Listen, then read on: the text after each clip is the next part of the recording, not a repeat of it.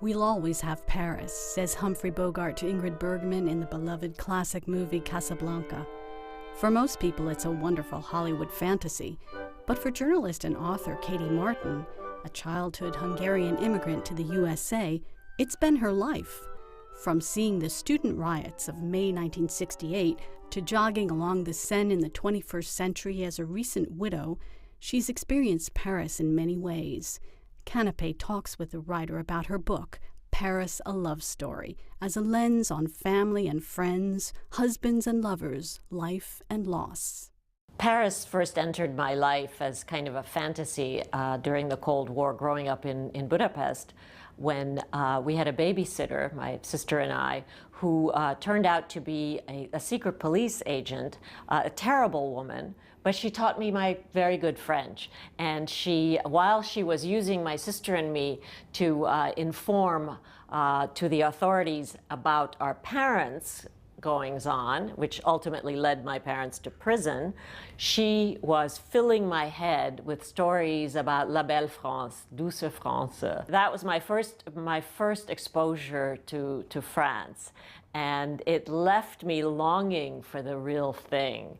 And the real thing came into my life when I was a late adolescent, and it was 1968. And I finally reached the promised land.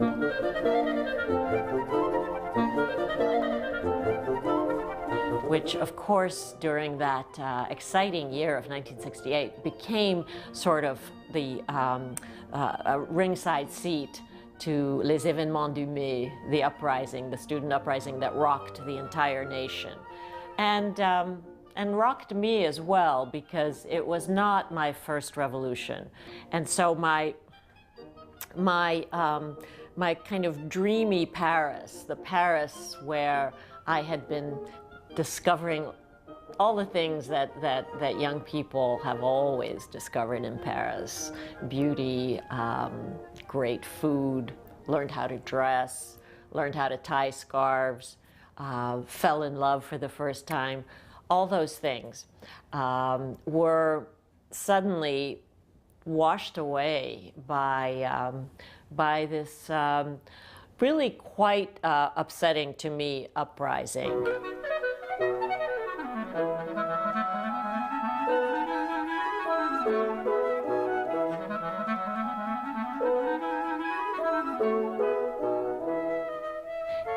It was time to flee, and I did flee in 1968, but with a vow to myself that I would return. And it took 10 years for me to return.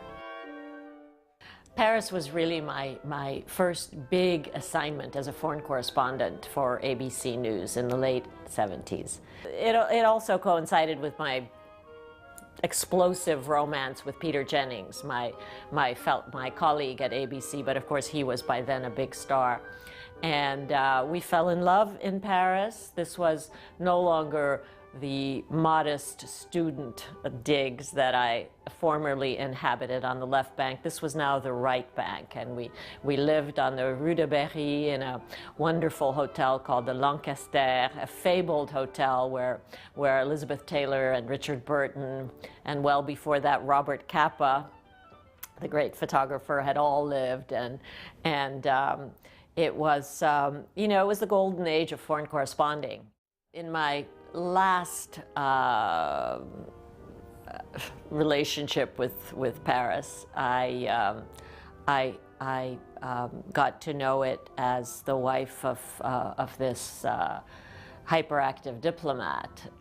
It started during the Balkan Wars, when Richard was endlessly circling among the capitals of these warring nations, that is to say Belgrade, Sarajevo, Zagreb, looking for a diplomatic solution to the bloodiest war in Europe since World War II.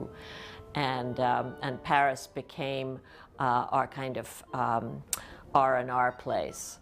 We had our routine in Paris, where my apartment is just 2 blocks from the Seine, and so we would always start with the Notre Dame because Richard had made a very careful study. He was not a man who did anything casually of all the statues that grace that marvelous cathedral. So he had an intimate relationship with all those statues, and so therefore I learned to as well. And we would just do what couples always do in Paris. So those triggered the memories that formed 2 sections of the book, and then the third section, which is really about my current life in Paris and looking for joy in remembered joy, but at the same time building new memories. With my own children who have a deep love for Paris, as well as my sister who lives there and her kids. So we formed a pretty tight unit with Paris as the place where we go now for major holidays. And you know, the thing about death is that and loss is that it opens up new lives, as it must. So this is a book about love and loss and life after loss. And for me, Paris has been the perfect place to both carry my own history with me because I guess Paris is where I became who I am, but also a place to build a new life, because Paris is, I'm sure Hemingway said this a lot better, eternal, and you really feel like you're in touch with history, at every intersection, at every corner you come face to face with history and with the fact that of our own mortality as being very much a part of life. C'est la vie. For movie lovers, there's no better sign of spring in New York City than the arrival of Rendez Vous with French Cinema, the annual showcase of Gallic productions screened in venues across the city. This year, the selection includes, among others, Renoir by Gilles Bourdos, Three Worlds by Catherine Corsini, Augustine by Alice Vinocourt, and You'll Be My Son by Gilles Legrand. Canape sneaks a peek at what 2013 has to offer.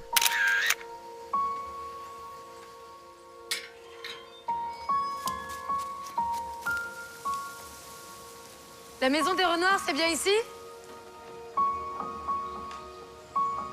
Comment tu t'appelles?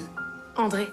Je crois que nous allons travailler tous les deux. Ce qui est unique dans cette histoire-là, c'est que c'est absolument unique dans l'histoire de l'art d'avoir deux très grands maîtres dans 2 disciplines différentes. Mais ce qui est encore plus unique, c'est cette histoire spécifique, que cette jonction entre un père, grand peintre et un fils grand cinéaste est fait par une jeune fille qui a fait la jonction entre les deux, qui a fait la jonction entre donc, la peinture et le cinéma, puisqu'elle a été la dernière muse d'Auguste Renoir, celle qui lui a permis de peindre tous ses derniers tableaux, et elle va être la première femme, la première épouse, et celle qui va surtout montrer le chemin à Jean, qui va lui dire « c'est ça que je veux devenir une actrice, et tu vas faire du cinéma pour moi ». Donc la jonction entre le père et le fils, entre la peinture et le cinéma, entre 2 grands artistes, c'est fait par une jeune fille de 17 ans qui est orpheline, qui a un jour débarqué aux Colettes et qui a insufflé cette vitalité-là. Et ça, c'est vraiment absolument unique dans l'histoire de l'art.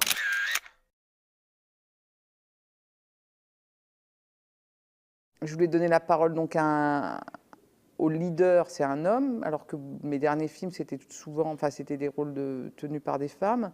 Tout en travaillant sur des thèmes qui me sont propres, c'est-à-dire les rapports de classe, c'est-à-dire la position de quelqu'un dans le monde qui cherche justement sa place ou qui a une place mais qui n'y est pas bien. Et je pense que c'est un film aussi sur la conscience et comment les gens s'éveillent à une certaine conscience, quoi. At the beginning, he can't accept reality, which is too horrible for him. And after, he's going to have to deal with it. So you've got many choices. Or you buy the silence, or you really accept what you are with your weakness and your bad your dark sides. And there is another character which was a witness of this accident, which is played by Clotilde Dem. She's the only one to accept this guy as he is, with his weakness and dark side, and to say to him, to accept his humanity with all that. Before he was the perfect guy, and all of a sudden there is somebody who say, you are not this perfect guy, but you're human and you can do something good in your life, maybe.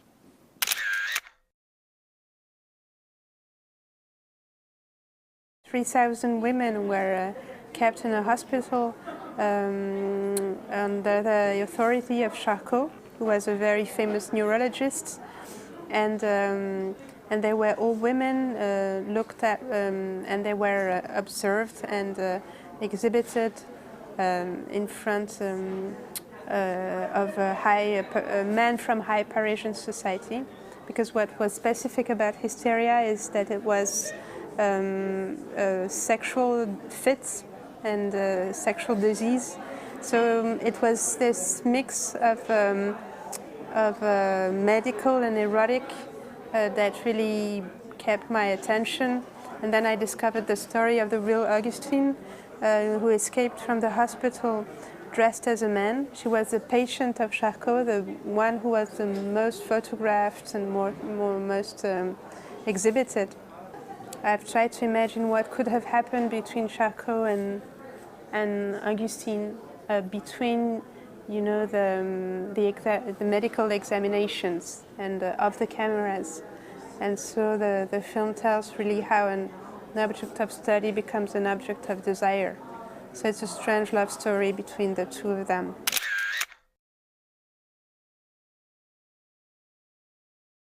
Moi, mon travail d'interprète, mon travail de comédien a consisté à essayer de défendre au maximum ce point de vue du père, hein, et d'être en l'occurrence aussi son avocat.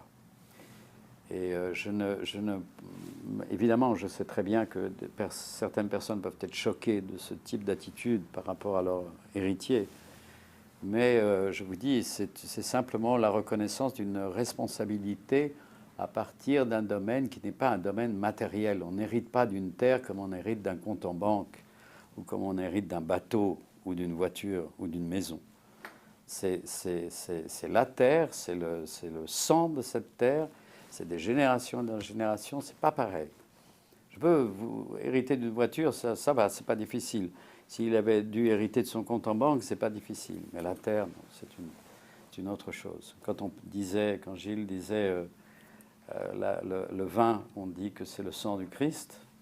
Peu importe qu'on soit croyant ou ne soit pas croyant, il y a des choses qui sont du domaine du spirituel par rapport au vin.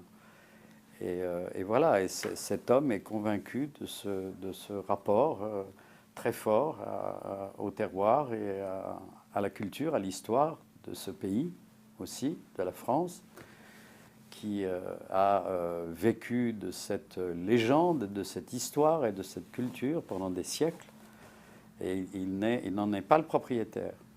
À partir du moment où je n'en suis pas le propriétaire, mon héritier n'a pas non plus à en être le propriétaire. S'il en est le propriétaire, c'est qu'il a les qualités pour l'être. S'il n'a pas les qualités, il n'y a aucune raison de lui confier quelque chose qui ne m'appartient pas.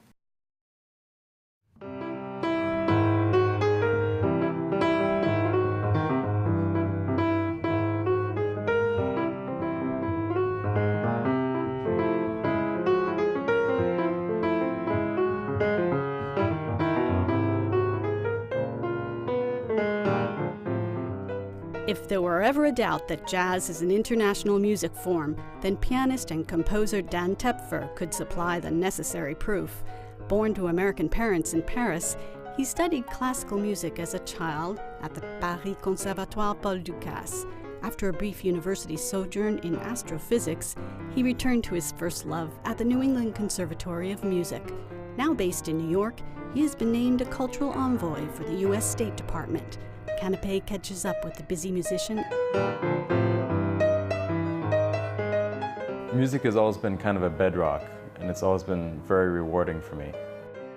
My granddad was a jazz pianist on the West Coast, and my mom was an opera singer, so there was always music around the house. We had a piano at home, and I started tinkling on that since I was a tiny little kid.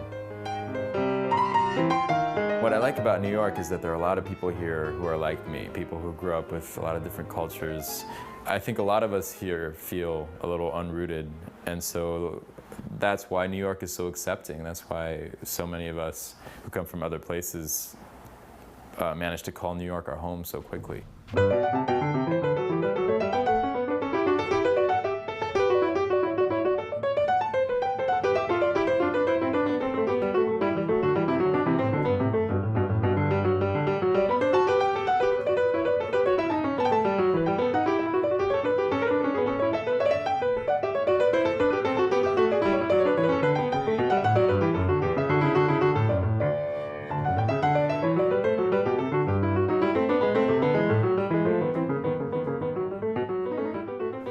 What jazz means to me, well, that's kind of a hard one. People really argue about what jazz is and what it should be. I think what's really always attracted me to it is improvisation. Get up on stage and not know what we're gonna do. You know, so we prepare, of course. We prepare, but we don't prepare actually what we're going to do. We just try to get really good at improvisation, and then to get up there and listen as hard as you possibly can and just try to be true in that moment.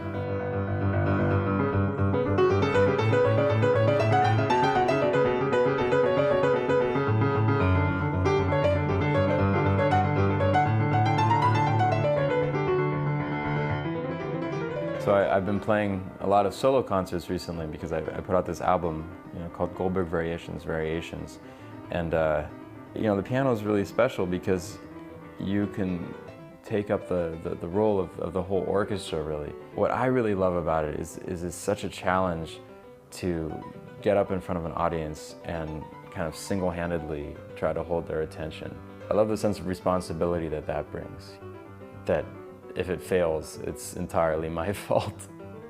And if it works, I could just be really thankful, to have connected directly with an audience.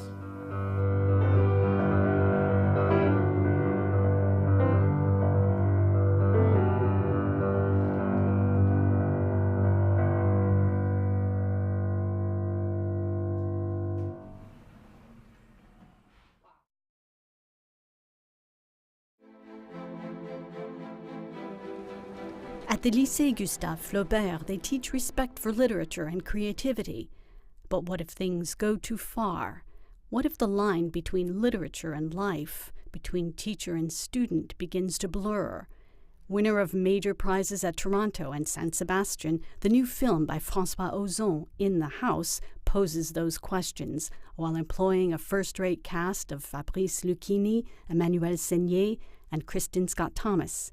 Director Ozon shares his thoughts about the project with Canape. What interests me in this story was the fact the relationship was not in one sense, it was in the two sense. Usually in a film when there is a teacher, it's always the teacher who does the lesson to the student. And in the case of this story, what I liked is the fact that at the moment things change between the two. And you can think that the student is teaching to some lessons to the teacher. And there is a real interaction between the two. It was interesting to show the process, to show that when you are writing a story, you try different ways, different options. Everything is possible. You have the power to kill someone, to commit a murder, to show a sex scene between people who are not supposed to have sex together. Everything is possible. You are like a god as a creator. So it's very exciting. But at the same time, it can be dangerous because you can do some confusion between reality and fiction. And that's what is the film about. At the moment, maybe the teacher and the student go too far with the reality and it can become dangerous for them. 48 heures de la vie d'un mec de 16 ans. C'est comment la maison d'une famille normale? Hey, hey! Pizza? 4 fromages chicken wings? 4 fromages et chicken wings? Oh! Tu parles d'un autre garçon de la classe et de sa famille. On pourrait le prendre mal. Je ne l'ai pas écrite pour le directeur, je l'ai écrite pour vous.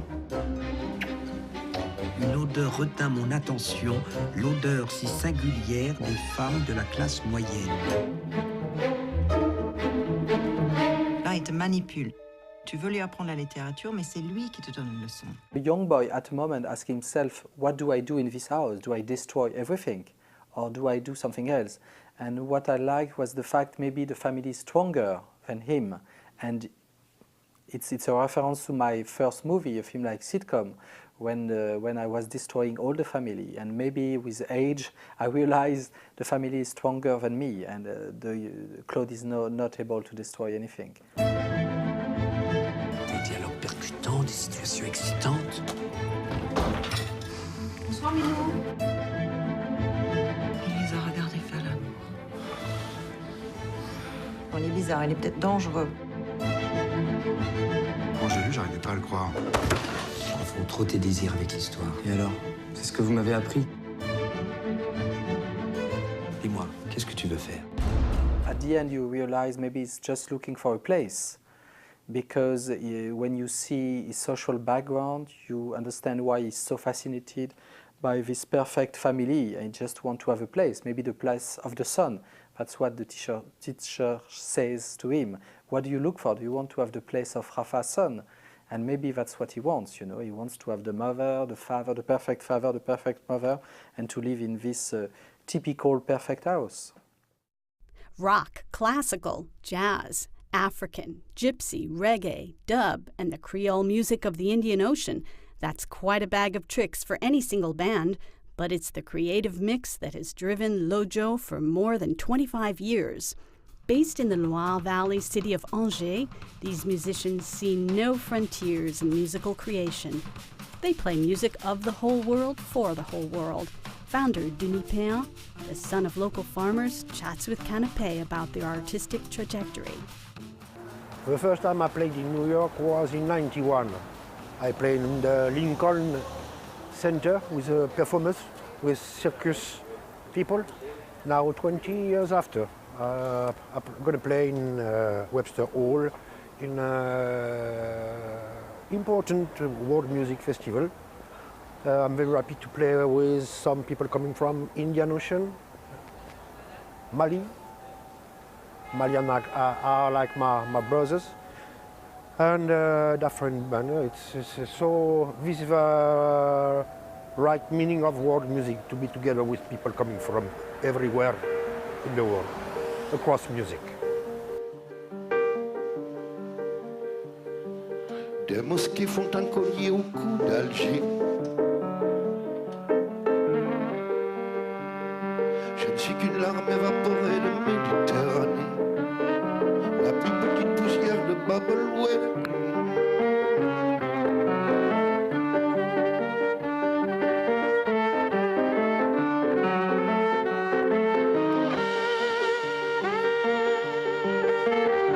La terre est inventée pour les chardons, genre de compassion, de certitude et de pardon. The music of Lojo doesn't come from a folkloric or traditional movement. When I was a teenager, I began to hear for rock music, and I felt in this kind of primitive rhythm the basic thing of trance. It was my first time. After I was interested about the harmony coming from jazz. I was a fan of many musicians coming from New York, especially, for example, Fred Fries or Don Cherry. Sun Ra was one of my favorite guy. More for philosophy than for music, is the same in a way. And after I used to practice classical music at the conservatory. I played bassoon in classical orchestra, played Messiaen, Bartók, Ravel, Debussy. The musical culture, the sound, the colors from the old Europe. And after all my story of traveler, I used to travel with my band, with Lojo, in Asia, in Africa, in the east of Europe. And all this story came in the same flow to create Lojo. And one thing is music, another thing for me is poetry. My great heritage is the poetry in my own language, French language.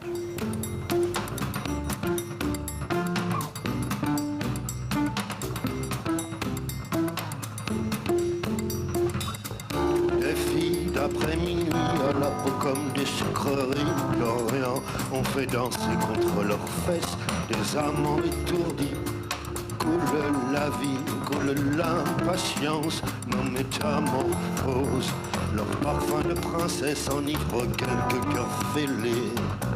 Ce versant lunaire a 1000 instants de secret, 1000 instants de sel. Passe le vent, passe l'imprudence, nos bouleversements.